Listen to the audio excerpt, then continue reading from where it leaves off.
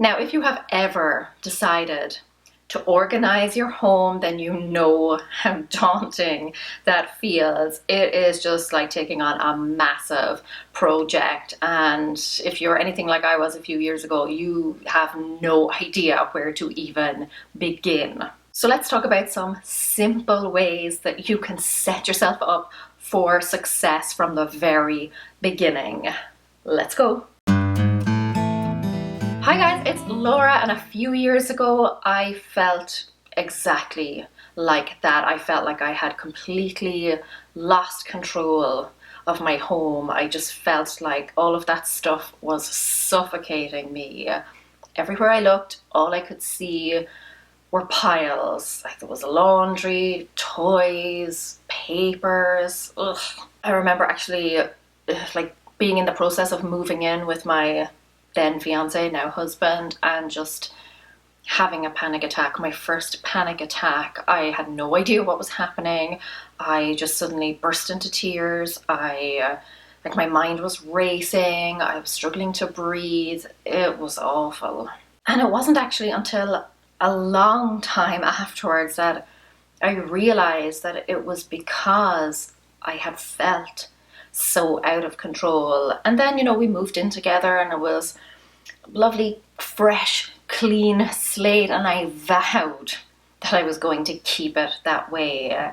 But inevitably, over time, stuff started to creep in, like good habits and good routines started to slip, and things just started to pile up again. And then I had a baby.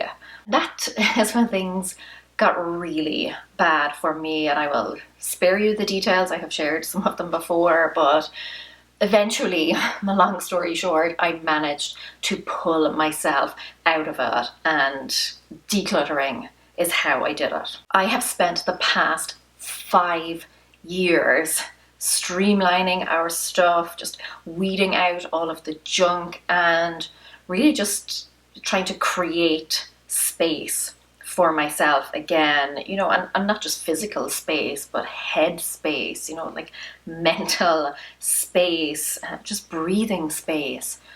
I was able to breathe again. But obviously it was not easy. I hit a lot of roadblocks along the way. I'm sure you have probably faced a lot of roadblocks as well. If you have ever tried to, tidy up or organize your home, I made a lot of mistakes along the way, mistakes that just slowed my progress or stalled it completely. I faced a lot of frustrations. It was a lot. It was a lot. But on the flip side of that, I also learned a lot, and I got rid of a lot, and I created that space and that breathing space for myself again. So I want to shortcut that experience for you. Just share some ways that you can bypass a lot of the aggravation. So here are some simple things that you can do at the outset that are going to set you up for success and just make the whole journey that much easier and that much smoother. And the very first thing I will say is to take before pictures. When you are going along, you probably will feel like you're not making progress, or maybe you'll get to the end and feel like all of your work was for nothing, because it still looks pretty much the exact same. Day to day, it is really difficult to see the progress that you're making. Like the same way you can't see your kids grow up every day, but they are still growing. It's because you're just too close to it, like you're too involved in it. And you can't see those great steps, and you can't see that every day all of those small changes that you're making are actually adding up to big results. But if you have a before picture, that is what is going to give you that motivation and that confidence to keep you going. Also, if you can find a friend who is equally interested in sorting out their home, that can be great for, accountability, because you will get support from someone who is, in the exact same situation. You are going through the exact same things. They can be a sounding board for you. You can share tips and advice, but it will also give you a little bit of extra motivation, because, when you see the progress they're making, when they're cheering you on, that will make you want to keep going and to keep up with it and stay the course. Doesn't even have to be like an in real life friend, but if you find someone online, like my Facebook groups are great places to find people who are equally interested and excited about decluttering and clearing a space for themselves. Next, then, I would say to bring a pen and a piece of paper with you, or a notebook, or even like a note-taking app on your phone or something, because as you're going along, you will like have all of these thoughts and ideas. You will realize that there are things that need mending or fixing, or some form of maintenance. You will realize that there are things that you need to buy. You will realize that there are things that you do not need to buy. And just having a place where you can jot all of those things down, and all of those thoughts that you have, all of those like aha moments, all of those oh crap moments. Having a place that you can write those down immediately as soon as they come to your head will be really helpful, because if I had $1 for every time I thought, I don't need to write that down, I'll remember it. No. Have yourself some form of note-taking device. It will really help. And try to start early in the day if you can. A big mistake that I made one of the times I was cleaning out my closet was that I started too late into the day. It was like already well into the afternoon, and I pulled everything out, and it was just getting closer and closer to bedtime, and I had all of my stuff just in heaps everywhere, like all over the bed, all over the floor, around the bed, and it was a horrible, miserable experience, because then I was just under so much pressure to get it done. I didn't want to just put it back into the closet until it was done, but it just meant that I ended up not enjoying the process and kind of pushing through when I really shouldn't have had to. So do keep that in mind as well. Think about the next time that you'll need to use the space. So if you are decluttering the kitchen, there is obviously no point in doing that, just before you're about to make a meal. Try and, maybe get the breakfast things out of the way, and then dive in and put in a few solid hours, or even minutes if that's all you have the time and energy for. But try and make it so that the space is back to some form of kind of normality, or you can take things out and put them back before the next time you need to use that space. Also try and do it in a neutral frame of mind. I have gone through decluttering at times when I have felt, really happy and really, really nostalgic and sentimental and just full of the joys of life. And like I got rid of nothing, because everything made me happy and everything sparked joy and it was wonderful. But that really doesn't help me to make actual progress. And then there have been other times when I have been feeling, particularly ruthless and just not in a good frame of mind. And it just, again, made the process so much more difficult. I really, really struggled with it. Try not to do it if you are feeling kind of strong emotions. Try and get yourself into that neutral frame of mind, or as neutral as you can, and then go through the stuff.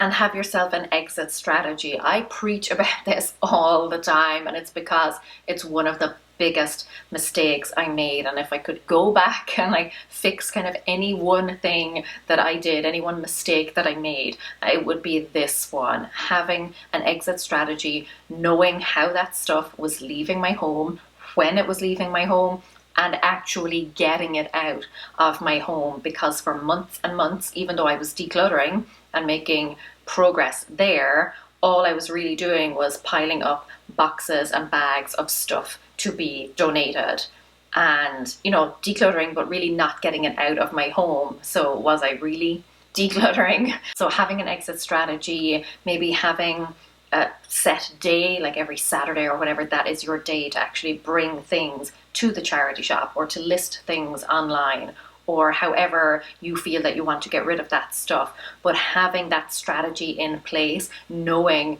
exactly how you are going to get rid of the stuff, where it's going to go, and when it's going to go there. Trust me on this one. You don't think that that's a big deal as you're going along, and you may not think that you'll even get rid of that much stuff, but just in your head, have a plan. So if at this stage you are feeling ready to tackle your home. You're ready to take it on. These are just some of the things that I discuss in my new course, The Clutter Cure-All. It is a step-by-step guide to transforming your entire home, like from attic to basement and everything in between. It is going to help you to just clear out all of that clutter, all of that crap, and create space so that you can prioritize yourself and your pastimes and your hobbies again. Once all of that stuff is gone, you have the space, you have the time, because you're not, trying to move it, so that you can just sit down. It is 18 modules designed to guide and advise you throughout the entire journey. Everything from the very beginning, the things that are going to set you up for success. We did discuss some of them in this video, but like loads more, all the way through to actually maintaining the space, how to keep your home clean and tidy afterwards. Because I don't know about you, but there is just like nothing worse for me than like doing something, getting a result, and then a week, 2 weeks later or whatever, just being back to square one. It is so demoralizing. So that is a big part of the course. It is like getting you through the process step by step, but also ensuring at the end of it that you can keep the results that you get.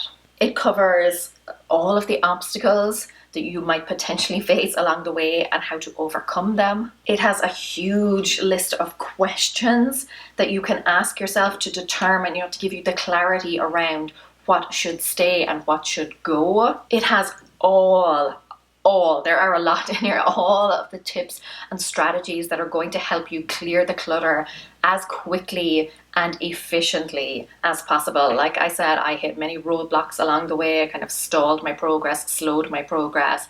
You are going to defeat all of those things and just plow through. And how to get the support of others in your space, whether that be a partner, a spouse, a housemate, or kids. Basically, it is everything I have learned in the last 5 years distilled into one course. If you have ever felt like you cannot relax in your own home, this is the course for you. I have been there. I have struggled. I have felt the anxiety that clutter causes. I have pulled everything out, pulled everything off shelves, pulled everything out of cupboards, only to be exhausted and not be able to continue. And then I just felt so defeated, like I just wasn't making any progress. I could only get so far, and then I would just stop and run out of steam. Or even if I did make progress, even if I did follow through, it would be like 1 step forward and then 2 steps back. Nothing ever seemed to stick, but I dug myself out, and you can too. Because you deserve to have a home that you feel that you can relax in, a home that you feel peaceful in. You deserve to have a home that supports you.